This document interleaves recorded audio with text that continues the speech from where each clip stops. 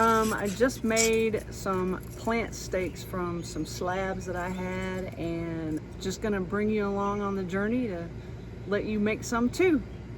Come on.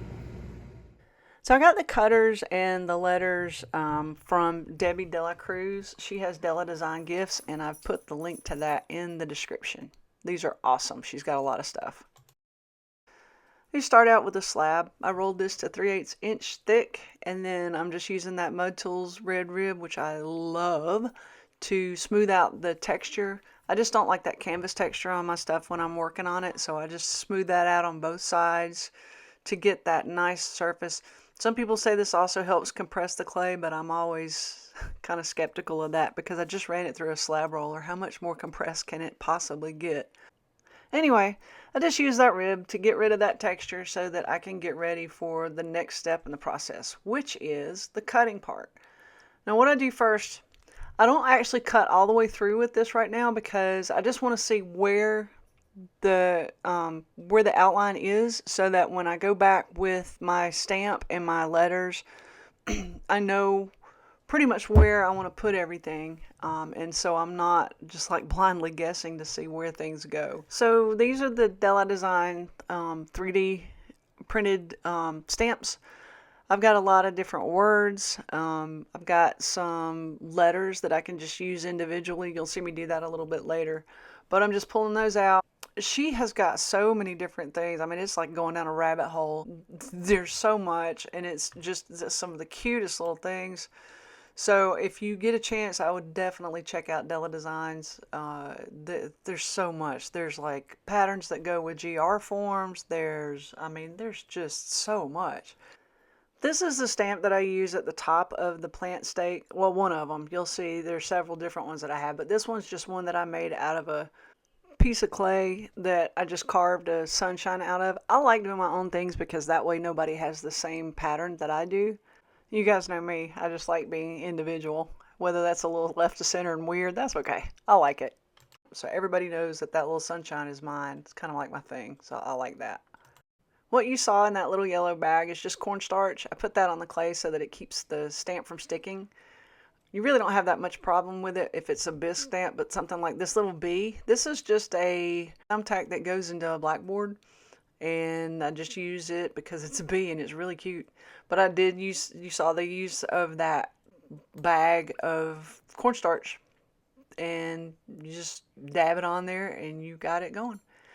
So starting with the letters, the only thing you have to really be careful about is not going all the way through. It does take a little bit of practice to get used to using those stamps, and it's also it's really important that you kind of pay attention to what you're doing so that you don't make them completely crooked. A little bit is okay, but not a whole lot.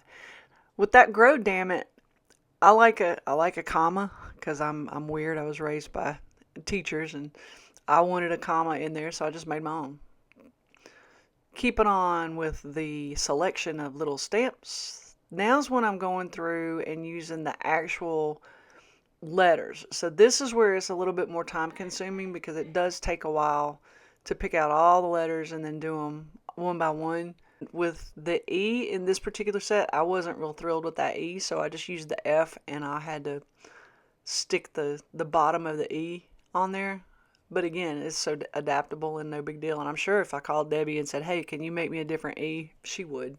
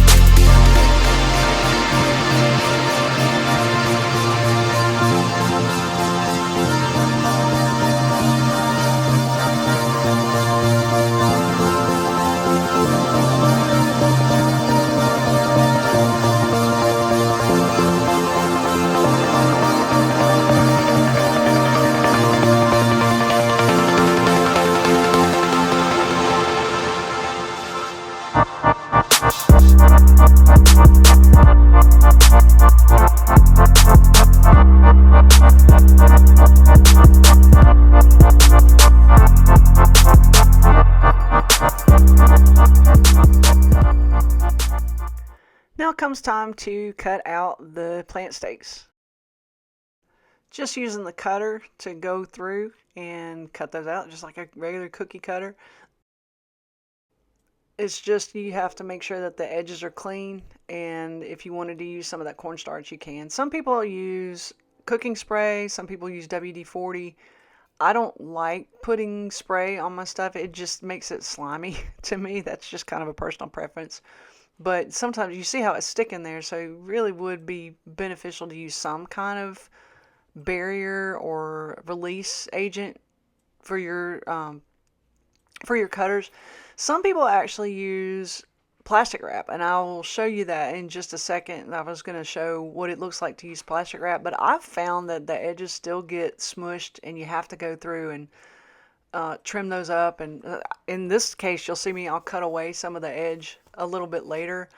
But, you know, everybody has their own way of doing things, and that's all good because it's pottery, and that's kind of what we do.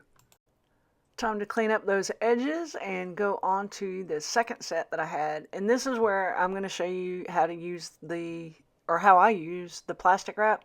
You can also use a sheet or a cloth of some sort, but you just put it down there and then you put your cookie cutter on the top of that and press through, and you get a more rounded edge than with you can see that. It's a more rounded edge than with the cookie cutter on its own. But since I still have to go back and trim around the plant stakes, what I'm showing you right there, it doesn't matter to me whether I use just a regular cookie cutter or the plastic wrap. I still have to clean them up, so, you know, whatever floats your boat, as they say. Now I'm just going to put these on a wear board, and I'm going to make sure, because you see how floppy that clay is? This was really, really wet. So, and usually the stamps work a little bit better when your clay is not so wet. I should have mentioned that earlier. But because this is so floppy, I'm going to put it on wear boards and let it dry for a little while, being really careful about those tips because those are really bad about warping, or at least when I do it. But put it on a wear board and then make them flat, and then I'll put another wear board on top of them so that they remain flat. And I think I let this dry out for, I don't know, a couple of hours because it really was just floppy, floppy wet clay. And you can even see how wet the table is when I pick those up. It is so wet and floppy. So yeah, let them dry out and then you can come back to it in a little bit. And here they are once they've dried a little bit. It's a lot easier to work with them when they're a little bit stiffened up like this. And so now we're going to concentrate on doing the trimming of the edges. There are many ways you can do this. I like using this X-Acto knife just on the edges because I can get that little tiny sliver that's on the edge that I want it to go away. I could use a sponge, but I prefer that X-Acto knife because it makes it just such a little sliver. You see all of that? I needed that to be off of my piece. I'm just going to put my mark on the back. Sometimes I'll sign my pieces. Sometimes I'll use that 3D printed piece that I got at school that a kid did for me. But just finishing up with the edges, cleaning them off, and getting them ready for the next step. Just thought I would include this because Bill was actually working in the studio with me while I was doing that. But these are his little berry bowls that he just put handles on, and I thought they were super cute, so I thought I would just show them to you guys because, you know, I'm kind of proud of him. He's a good guy. I guess I'll keep him. Time for the bisque firing. Did that. They came out fine. They were all pretty flat. I was very pleased with that. Not very exciting, but there you go. Yay, bisque fire. The next part was deciding what to use for glazes. And y'all, I don't know what my son is doing in the background, so if you hear some strange noises, that would be him. He's on the phone. Anyway, so I decided to use some celadons because I really like the way that the celadons look on the white clay. In hindsight, looking at them after they've come out of the glaze fire, I probably should have used more coats, but I didn't, and they look okay. It's just not exactly what I had hoped they would look like. But they're fine. I'm going through and counting and trying to figure out, okay, I have how many of them? Do I want 2 of this color? Do I want 2? You know how that goes. I probably obsessed a little bit more over it than I needed to, but I decided on, I think it was 6 different glazes. what I'm doing now, this is probably one of the most important parts of glazing. After your pieces come out of the bisque fire, you just need to make sure that there's no dust or anything on them, so just sponge them off a little bit. And I also took this time to find any really sharper edges. I just kind of sanded those down and then made sure that I sponged them off so that they were pretty clean. Now that sponge that I'm using was a Mud Tool sponge, but I had used it, it died because I've used that thing so much. But good thing you can just go to Mud Tools and get some more. And while I'm thinking about it, the mug that's in the background right there is from Pots a Lot out of New Orleans, and they're amazing. That was my deep sea glaze. Why would you put it back empty? But evidently I did, so I had to go get some more deep sea glaze. And there's the new deep sea glaze. Now I'm leaving this in here because I wanted to show you that if you guys struggle opening the tops of these things, you are not alone. I could not get this top off, but I finally did, and we were able to continue our merry journey of glazing glory.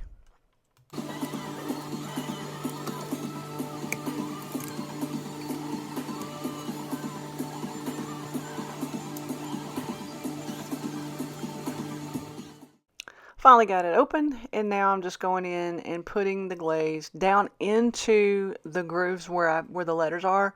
Just make sure that you get down in there and make sure that your glaze is fluid enough that it will get down into those grooves, because there's nothing more frustrating than pulling a piece out of the kiln and realizing that what you thought was going down into the grooves did not, and then you have these little white spaces. It just looks awful.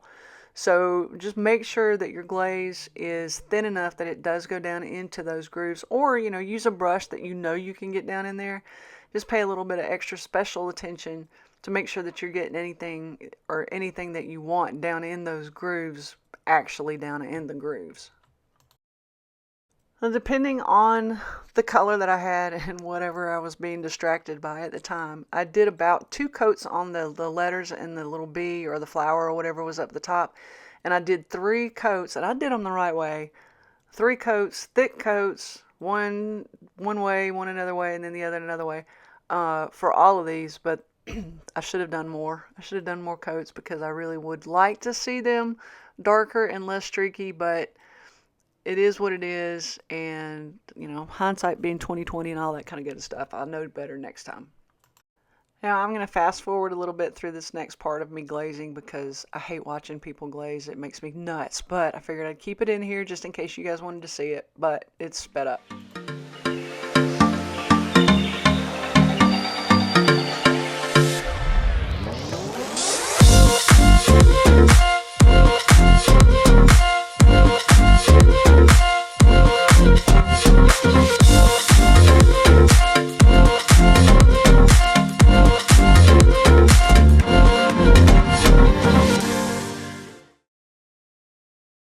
So the colors I used are all Amico Celadons. There's Deep Sea, C29, Sky, C21. It's a really pretty light blue. Snapdragon is a red, that's C54. The Marigold is C60. Now this is on white clay, so I like the Marigold on white clay. I do not like Marigold on spotted clay. This is one of my favorites. That's Mulberry.